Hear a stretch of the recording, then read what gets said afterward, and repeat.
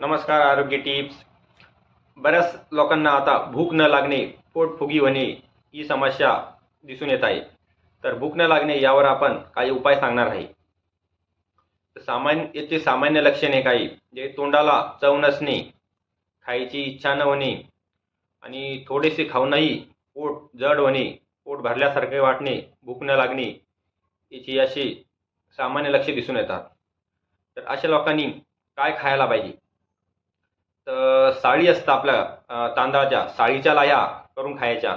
त्यानंतर मेथीचे पदार्थ, तसेच कारले, मुगाची डाळ, उडीद डाळ, फळामध्ये पपई, डाळिंब, आवळा, लिंबू, तसंच ताक, तूप, आले अद्रकीचंही सेवन आपल्या आहारात पाहिजे. त्यानंतर कोथिंबीर, पुदिना आणि थोडेफार मसाल्याचे पदार्थ इत्यादी पदार्थ या माणसाला खायला पाहिजे. पण काय खाऊ नये?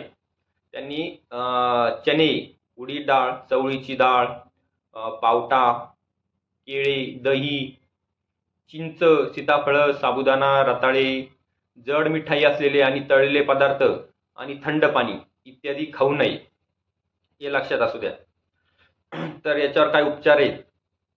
तर 1 चमचा आले लिंबाच्या रसात थोडंसं चिमूटभर हिंग आणि काळं मीठ, त्याला सदैव मीठही म्हणतात, कोणी कोणी संदैव मीठ, तर त्याला काळं मीठ टाकून जेवणाआधी चाटल्यास चांगली भूक लागेल.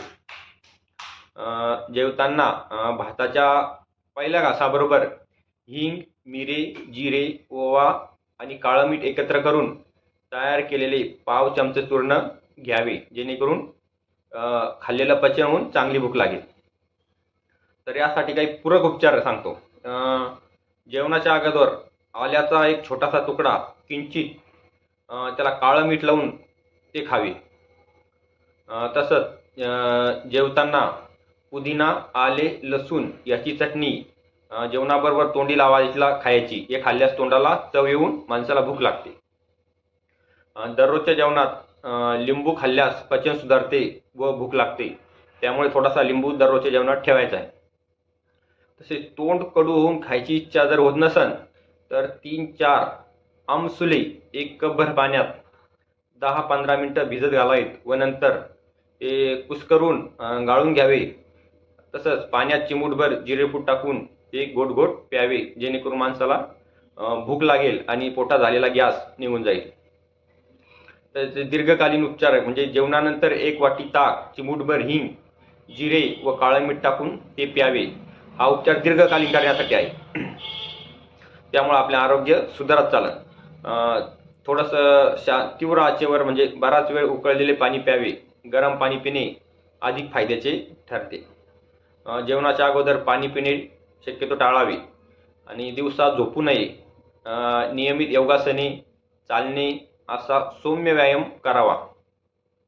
तसे माणसाला भूक न लागणे हे पचनशक्ती मंद झाल्याचे लक्षण असतात.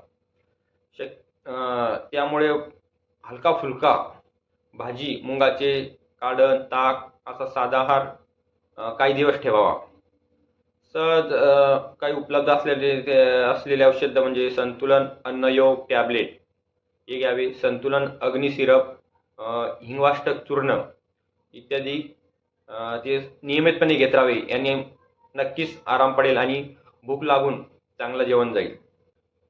तर ही आरोग्य टिप्स आपल्याला कशी वाटले हे कमेंटमध्ये सांगावे आणि व्हिडिओला लाईक करून सबस्क्राईब करावे, जेणेकरून आपल्याला माहिती भेटत राहील. धन्यवाद.